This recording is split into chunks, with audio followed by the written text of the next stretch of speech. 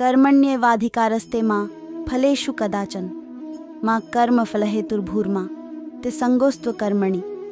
इस श्लोक में भगवान श्री कृष्ण कहते हैं कि तुम्हें कर्म करने का अधिकार है, लेकिन उसके द्वारा किए गए कर्म के फल को उसे फलने का अधिकार नहीं है।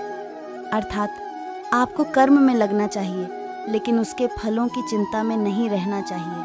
कर्म योग में सर्वप्रथम यह भाव है कि कर्म करना आवश्यक है और उसे ईश्वर को समर्पित करना चाहिए, फल की इच्छा के साथ नहीं। यह श्लोक हमें कर्मयोग के माध्यम से सफलता और आनंद की प्राप्ति के लिए एक सुनहरा उपाय सिखाता है।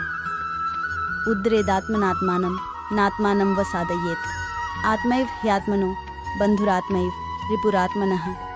भगवान श्री कृष्ण कहते हैं कि हमें स्वयं के विकारों और नकारात्मकता से मुक्त होकर प्रगति करनी चाहिए, क्योंकि हम स्वयं के मित्र भी हैं और शत्रु भी हम खुद ही हैं।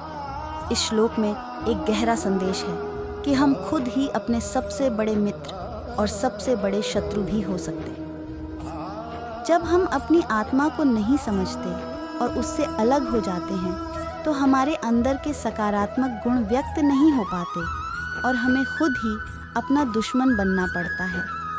लेकिन जब हम अपनी आत्मा को समझते हैं और उसके साथ एक हो जाते हैं, तो हम अपने भीतर के दुश्मन को पहचान सकते हैं और उससे निपट सकते हैं। संन्यासः कर्मयोगश्च निःश्रेयस्करावुभौ तयोस्तु कर्म संन्यासात् कर्मयोगो विशिष्यते। भगवद गीता के अध्याय 5 श्लोक 2 में भगवान कृष्ण वैराग्य के बारे में ज्ञान प्रदान करते हैं। इस श्लोक में भगवान कृष्ण त्याग, संन्यास के मार्ग और निस्वार्थ कर्म के योग, कर्मयोग पर चर्चा करते हैं। दोनों मार्ग आध्यात्मिक विकास और मुक्ति की ओर ले जाते हैं, लेकिन कृष्ण सुझाव देते हैं कि कर्म योग, निस्वार्थ कर्म का योग, त्याग के मार्ग से भी श्रेष्ठ है। समदुख सुख स्वस्थ समलोष्टाश्म कांचन तुल्य प्रिया प्रियो धीरस्तुल्य निंदात्म संस्तुति। बुद्धिमान व्यक्ति सुख और दुख, गर्मी और सर्दी, मान और अपमान के द्वंद्व से विचलित नहीं होता है। ऐसा व्यक्ति सभी परिस्थितियों में स्थिर और शांत रहता है। संभव का मतलब है हमेशा एक ही भाव में रहना। यदि आप इसका अभ्यास करते हैं, तो आप मानसिक लचीलापन, भावनात्मक स्थिरता और आंतरिक शांति को विकसित कर सकते हैं। यह हमें आवेगपूर्ण प्रतिक्रिया करने के बजाय स्पष्टता और बुद्धिमत्ता के साथ कार्य करने, सुविचारित निर्णय लेने में भी मदद करता है। यह श्लोक हमें अपने कार्यों के परिणामों से वैराग्य पैदा करने और अपने सच्चे स्व में केंद्रित रहने के लिए प्रोत्साहित करता है। त्यक्त्वा कर्म फलासंगम नित्य तृप्तो निराश्रय कर्मण्यभिप्रवृत्तोपि नैव किंचित करोति सः।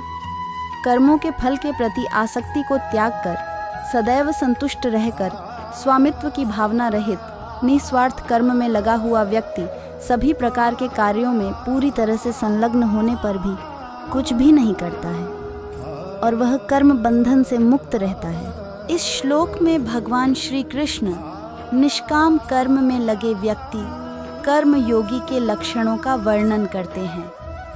ऐसा व्यक्ति अपने कार्यों के परिणामों के प्रति आसक्ति को त्याग देता है और अपने आप में संतुष्ट रहता है। उनमें अपने कार्यों के परिणामों पर स्वामित्व की कोई भावना नहीं होती है और परिणाम स्वरूप वे बिना किसी स्वार्थी इच्छाओं या असंशयम महाबाहो मनोदुर्निग्रहम चलम अभ्यासेन तु कौन्तेय वैराग्येण च गृह्यते।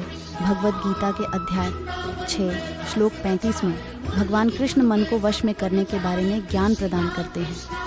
निस्संदेह हे महाबाहु अर्जुन, मन चंचल है और उसे नियंत्रित करना कठिन है, लेकिन नियमित अभ्यास और अनासक्ति वैराग्य के माध्यम से इसे नियंत्रित किया जा सकता है। इस श्लोक में भगवान कृष्ण मन को नियंत्रित करने की चुनौतियों को स्वीकार करते हैं।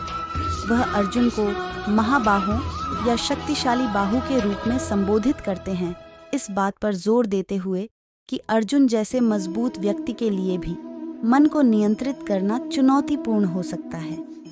मन की तुलना एक बेचैन बंदर से की जाती है जो लगातार एक विचार से दूसरे विचार पर कूदता रहता है, जिससे उसे वश में करना मुश्किल हो जाता है। हालांकि भगवान श्री कृष्ण मन को वश में करने के लिए समाधान प्रदान करते हैं। वह अभ्यास और अनासक्ति, वैराग्य का मार्ग सुझाते हैं।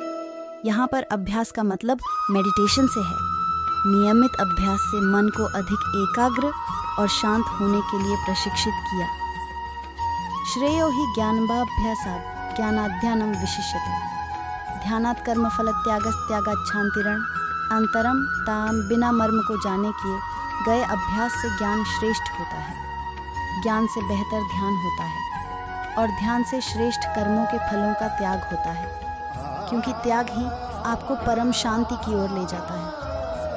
भगवान श्री कृष्ण जी ने निष्कर्ष निकाला कि पूर्ण वैराग्य या त्याग सर्वोच्च शांति की ओर ले जाता है, जिसका अर्थ है सर्वोच्च प्राप्ति, आंतरिक शांति और परमात्मा के साथ एकता की स्थिति। यह श्लोक आध्यात्मिक ज्ञान और परम शांति प्राप्त करने में ज्ञान, अभ्यास, ध्यान और वैराग्य के महत्व पर जोर देते हुए क्रमिक आध्यात्मिक विकास के मार्ग पर प्रकाश डालता है।